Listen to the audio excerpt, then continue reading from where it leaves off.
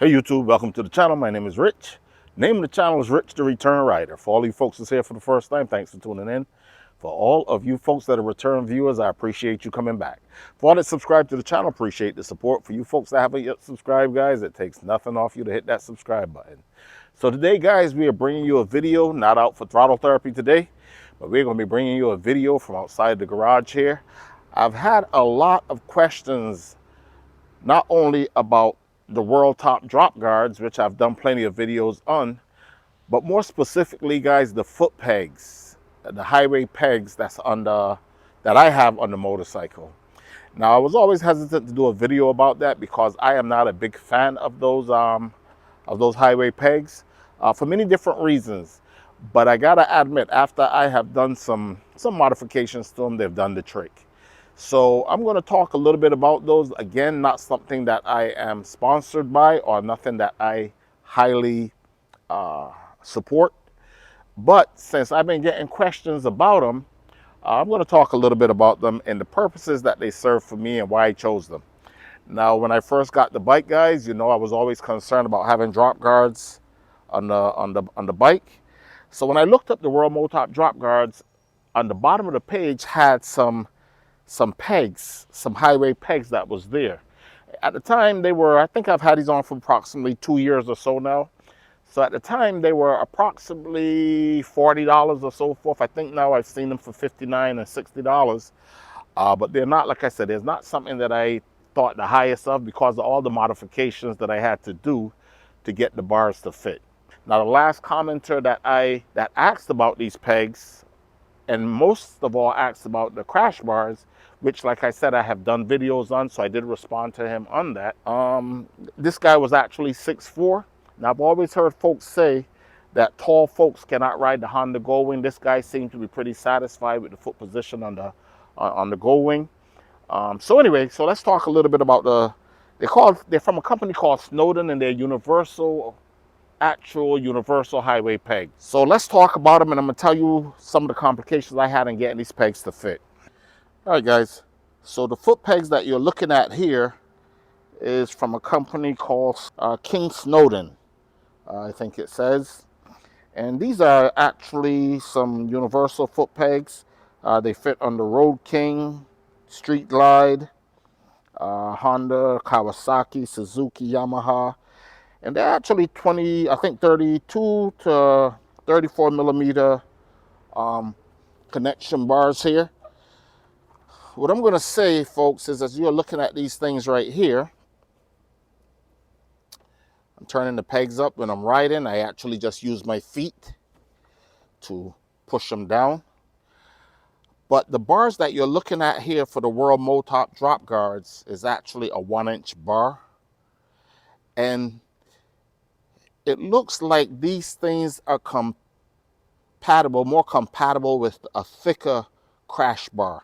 These things do come with some inserts that you're looking at right here. And those inserts were a little too small to provide enough grip around the bars here. So what I did is I went to Lowe's and I actually bought like a little hose, like you would have a watering hose. And I cut the inserts that's right there that was a little thicker, and I used that to help clamp the bars. And once I did that, you're looking at the screws that came on the bottom there. I think those might be modified screws that I also used. And those screws kind of allowed me to go through the rubber here and actually touch the bar to prevent this from actually moving when I stretch my feet out on it. So a lot of modifications to get them to work, and it's one of the reasons that I really didn't want to recommend them, because like I said, these are 1-inch bars and I don't think they're really compatible with these right out the box. It's not an actual kind of like you will say a right fit up or a plug and play as we usually say. But what I would say is if you're going to use these and do the modifications, they do offer a lot of different positions. Now, when I look at the ones that they had from either Gold Strike or Kariakin, some of the foot pegs that they have are like up to $300 and something. So this was an expensive route to take. As I have yet to see anyone use these drop guards here that I have.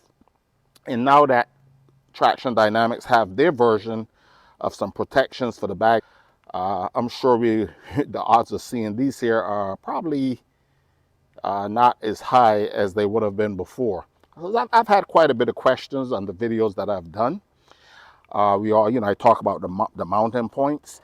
I've seen in the Google or Amazon that the drop guards don't get a very good review. Some folks say they don't fit on the 2018 Goldwing and up.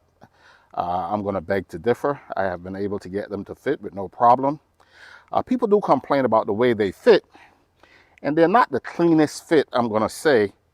But again, for me to do the classes and all the necessary things that I wanted to do, they have done the trick for me.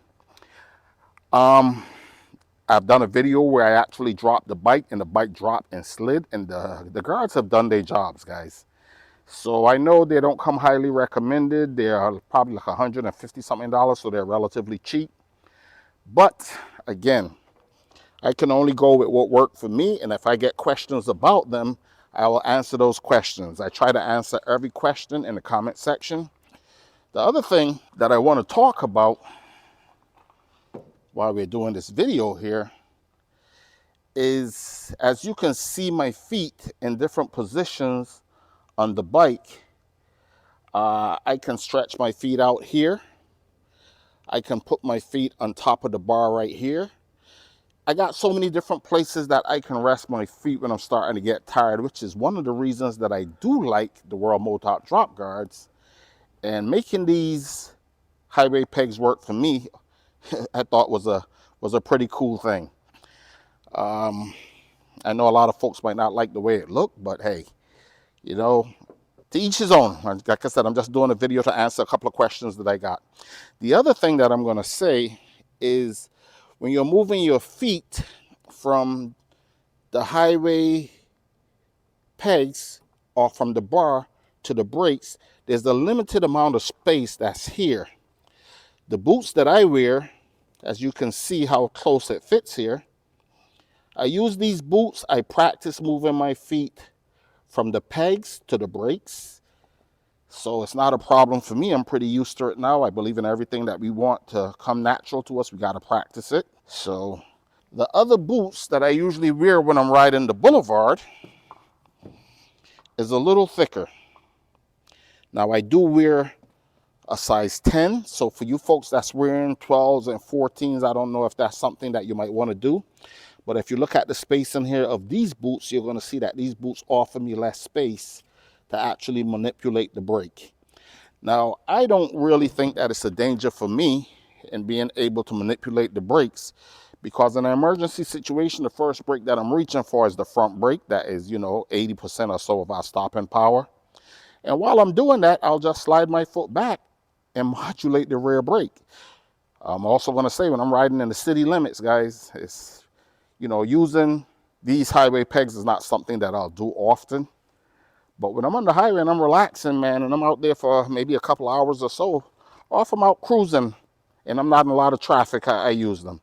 The other thing I'm going to talk about, especially for the gentleman that was 6'4" or so, or the taller rider, what I'm going to say is using the pegs, mounting the pegs to this part, if you're going to use these, allow you to extend your feet a little bit more. Like I said, I'm 5'10", and I can stretch my feet all the way out and have them right up against these bars here.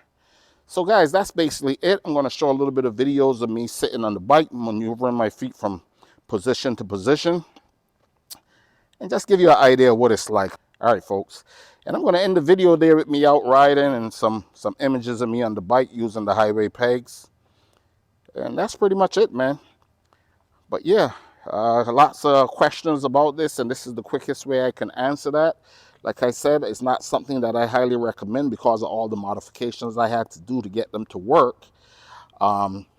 Anyway, folks, so I'm going to leave a little pictures here of me on the bike, positioning my feet in different positions, and giving you an idea of what I'm talking about here.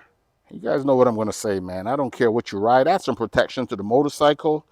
In my case, it's the Worldmotop drop guards here from Bayonne or wherever they're from. Done plenty of videos on it. And like I said, Max McAllister and them at Traction Dynamics do have their version of some bag and some protection. That is probably a better option here, but a little bit more expensive for the bikes. Like I said, I don't care what you ride, guys. That's some protection to the motorcycles. Get in these parking lots. Do the advanced safety classes. Braking and swerving if nothing else. At the end of the day, it's better that we drop our bikes in the concourse or in the parking lot than to crash them out there on the streets. Hey guys, please like, share, subscribe. Any questions, leave in the comment section below. Rich the Return Rider, and I am out.